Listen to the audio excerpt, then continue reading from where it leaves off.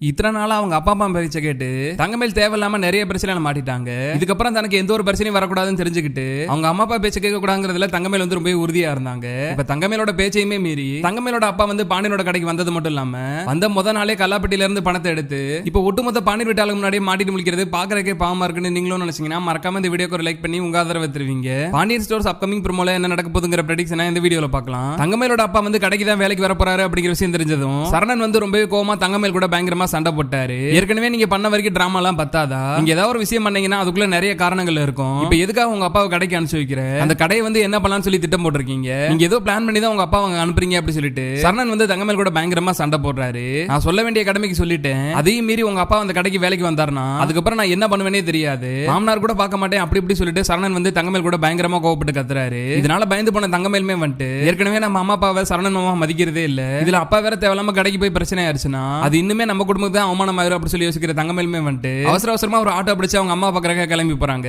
Already தங்கமேலோட அம்மா பார்த்தனா வாங்கி வச்ச கடங்காரங்க எல்லாம் வீட்டு வாசல்ல நிக்க வச்சுட்டு பயங்கரமா திட்டு வாங்கிட்டு இருக்காங்க. பணத்தை மட்டும் கொடுக்கலனா போலீஸ் கம்பெனி எல்லாம் கொடுத்துறேன்னு சொல்லி அவங்களும் மிரட்டவும் தங்கமேலோட அம்மாவுக்கு என்ன பண்றதுன்னே தெரியல. வீட்டுக்கு வந்த தங்கமேல கூப்பிட்டு வீட்டுக்குள்ள போற பாக்கியமே வந்துட்டு கண்டிப்பா அந்த பாண்டியன் வீட்டுல ஏதோ பிரச்சனை நடந்திருக்கு, மாப்பிள்ள தான் போய் கண்டிப்பா தங்கமேல சத்தம் போட்டுருப்பாங்க அப்படிங்கிறது பாக்கியத்துக்கு நல்லாவே தெரியுது. இருந்துமே அதை எதை பத்தியுமே கேட்காம பாக்கியம் வந்துட்டு பாத்தியா தங்கமேல இவங்க வேற யாரும் இல்ல, உன்னோட கல்யாணத்துக்காக நம்ம கடை வாங்கிருந்தாலும் அவங்க தான், இன்னும் நம்ம பணத்தை அவங்களுக்கு திருப்பி கொடுக்கல, இப்ப போலீஸ் கம்ப்ளைண்ட் கொடுக்க போறேன்னு சொல்லிட்டு இருக்காங்க. நம்ம குடும்பம் முன்ன மாதிரி இல்ல தங்கமேலு, இப்ப ரொம்பவே கஷ்டமா போயிட்டு இருக்கு, சாப்பாட்டுக்கே வழி இல்லாம இருக்கிறோம். தங்கமேலோட படிப்பு செலவுக்கு என்ன பண்ண போறோம்னே தெரியல, இந்த கடங்காரங்க தொல்லை வேற தாங்க முடியல. இப்படியே ஒரு வழியா கடைசி நேரத்துல அவங்க அப்பாவுக்கு புத்தி வந்து உங்க மாமனார் கடைக்கே வேலைக்கு போறேன்னு சொல்லி இருக்காரு. எனக்கு என்னமோ இப்பதான் நம்பிக்கையே வந்திருக்கு, இதுக்கப்புறம் நம்ம குடும்பத்தோட கஷ்டம் கொஞ்சம் கொஞ்சமா குறைய போகுது அப்படி சொல்லிட்டு பாக்கியம் சொல்லிட்டு இருக்காங்க.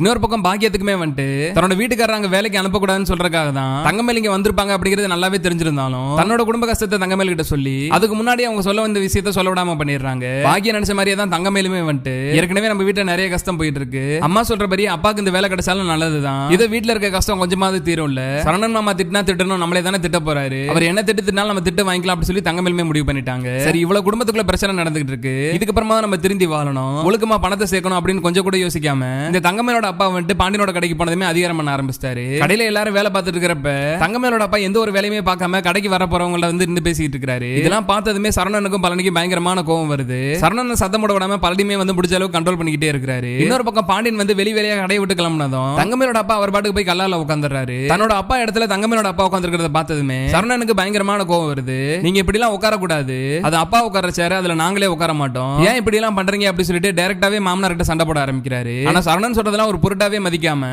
தங்கமேலோட அப்பா வந்து கல்லாவை திறந்து பாக்குறாரு. காசு எல்லாம் நிறைய இருக்கிறத பார்த்ததுமே இவ்வளவு காசு இருக்கு, இதுல நம்ம கொஞ்சம் பணத்தை எடுத்தா தெரியவா போகுது அப்படி சொல்லிட்டு ஒரு பெரிய தப்பு கணக்கு போட்டு அதுல இருந்து பணத்தை எடுத்து பாக்கெட்டுக்குள்ள வச்சிடறாரு. கடையில யாருமே இல்ல, எல்லாருமே டீ சாப்பிட போயிருக்காங்க, நம்ம பணத்தை எடுத்தது தெரியவா போகுது, அதான் இவ்வளவு பணம் இருக்குல்ல யாருக்குமே டவுட்டே வராது அப்படி சொல்லிட்டு தங்கமேலோட அப்பா வந்து ரொம்ப தைரியமா பணத்தை எடுத்து பாக்கெட்ல வச்சிட்டாரு. வழக்கம் போல கடையில வேலையெல்லாம் முடிச்சிட்டு பாண்டியன் கடையை க்ளோஸ் பண்ணிட்டு வீட்டுக்குமே போனதுக்கு அப்புறம் ரெகுலரா செக் பண்ற மாதிரி இன்னைக்கு எவ்வளவு வருமானம் வந்திருக்குங்கறத எண்ணி பாக்குறாரு. கணக்கு போட்டு பார்த்ததுல வந்த வருமானத்துல 2000 ரூபாய் கிட்ட இடிக்குது அப்படிங்கிறது பாண்டியனுக்கு தெரிஞ்சிருது. இது நாள் வரைக்கும் நம்ம கடையில 1 ரூபா கூட காணாம போனது இல்ல, ஒரே ஒரு வாட்டி மட்டும் தான் பணம் காணாம போயிருக்கு, அதுவும் இந்த கதிர் வந்தப்பதான் நடந்துச்சு, யாரு இந்த பணத்தை எடுத்துருப்பா ஒழுங்கா சொல்லிருங்க அப்படி சொல்லிட்டு பாண்டியன் வந்து சரணனையும் பழனி மிரட்ட ஆரம்பிக்கிறாரு. இன்னொரு பக்கம் பயங்கரமான கோவத்தோட சரணன் வந்து தங்கமேல பார்த்து மறைச்சிட்டு இருக்காரு. அது போக வீட்ல இருக்க எல்லாருக்குமே தெரியுது கண்டிப்பா இப்படிப்பட்ட தப்ப சரணனும் பழனி ரெண்டு பேருமே பண்ணிருக்க மாட்டாங்க. முத நாள் வேலைக்கு போனதுமே தங்கமேலோட அப்பா தான் இந்த வேலையை காமிச்சிருப்பாரு அப்படிங்கிறது பாண்டியன் வீட்டாளுக்கு எல்லாருக்குமே தெரிஞ்சிருக்கு. சரி இவ்வளவு கஷ்டத்துல இருக்காங்க, நம்ம அப்பாக்கு இந்த வேலை கிடைச்சா குடும்பத்துல கஷ்டம் கொஞ்சம் தீரும்னு பார்த்தா இவருக்கு கொஞ்சம் கூட புத்தியே இல்ல, போன இடத்துல இப்படிதான் பண்ணுவாரா, இந்த மாமா நம்மளை தனியா கூட்டிட்டு என்னென்ன கேள்வி எல்லாம் கேட்க போறாருன்னு தெரியல அப்படி சொல்லிட்டு தங்கமேல ஒரு ஓரமா பத்திரமா நின்னுட்டு இருக்காங்க.